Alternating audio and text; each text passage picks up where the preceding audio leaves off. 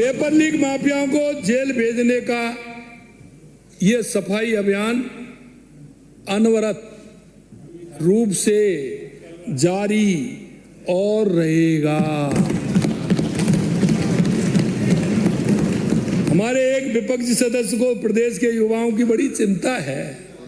जब ये मंत्री थे और लोग अपनी परेशानी लेकर उनके पास जाते थे तो ये कौन सा बाड़ा था उसका रास्ता दिखा देते थे, कौन सा बाड़ा था उसका रास्ता दिखा देते थे। अध्यक्ष महोदय, इस सदन में 3 फरवरी को हुई बहस में हमारी साथी ने उस बाड़े के बारे में पूरा इतिहास बता दिया था। अब आप ये बताओ, मुझे इस पर दोबारा बोलने की जरूरत है क्या? आज मैं किसी व्यक्ति की बात नहीं कर रहा, मैं एक प्रवृत्ति की बात कर रहा हूं, और उस प्रवृत्ति की जो कुर्सी पर बैठते ही बदल जाती है और कुर्सी जाते ही ज्ञान का ग्रंथ बन जाती है। हम राजस्थान वाले सीधे लोग हैं। यहां कहा जाता है जब तक ऊंट खड़ा रहता है तब तक आदमी को रेत नहीं दिखती है। एक समय था जब कुछ लोग सत्ता में थे, पूरा कुनबा साथ था, एक हाथ में हुक्म तो दूसरे में रिश्तेदारी थी। तब सिस्टम बड़ा समझदार था। इम्तिहान होते थे पर मेहनत से पहले पहचान देखी जाती थी। इम्तिहान होते थे पर सवाल कागज में नहीं, पहले जेब में उतरते थे। और जो गरीब, जो मेहनती युवा वो लाइन में खड़ा रह जाता, उस वक्त युवाओं की याद नहीं आई, वो नैतिकता की किताब नहीं खुली। उस वक्त अधिकारों का भाषण नहीं हुआ। क्यों? उस वक्त नैतिकता कहां थी? उस वक्त युवाओं के अधिकार कहां थे? उस वक्त ईमानदारी किस फाइल में बंद थी? लेकिन समय बड़ा बलवान है। एक दिन कुर्सी खिसकी, ऊंट बैठ गया, और तभी एक चमत्कार हुआ, और वो वही लोग जो कल तक घी पीने में मस्त थे आज मंच से बोल रहे हैं। क्या बोल रहे हैं? भ्रष्टाचार पाप है, युवा देश का भविष्य है, नैतिकता सबसे ऊपर है। अरे वाह, पहले घी पी लिया, अब उपदेश दिया। वाह, कमाल की बात है। जब सत्ता हाथ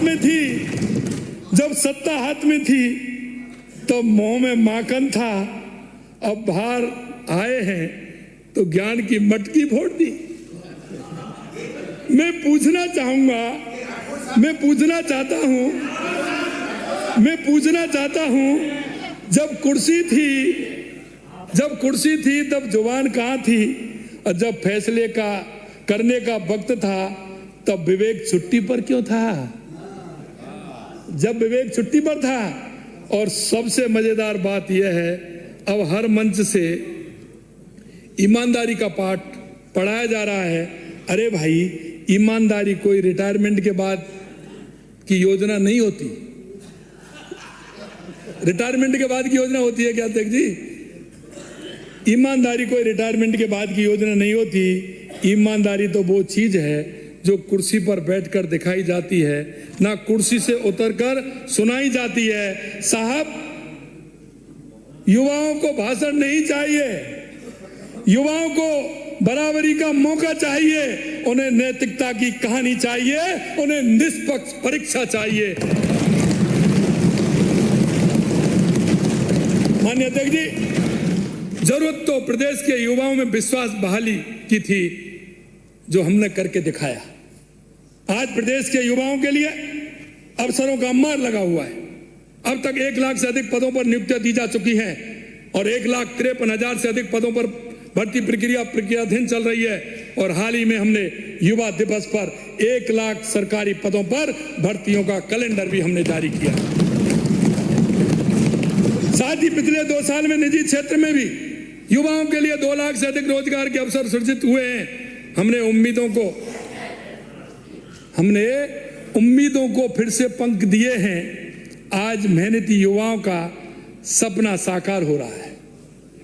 हमने उम्मीदों को फिर से पंख दिए हैं। आज मेहनती युवाओं का सपना साकार हो रहा है।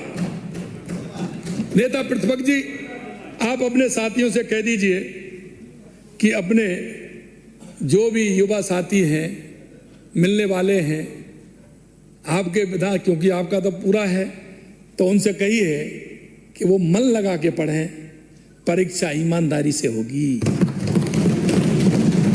इस बार कोई बैकडोर एंट्री नहीं है, बल्कि बैकडोर एंट्री करवाने की कोशिश करने वालों की भी जेल में एंट्री पक्की है।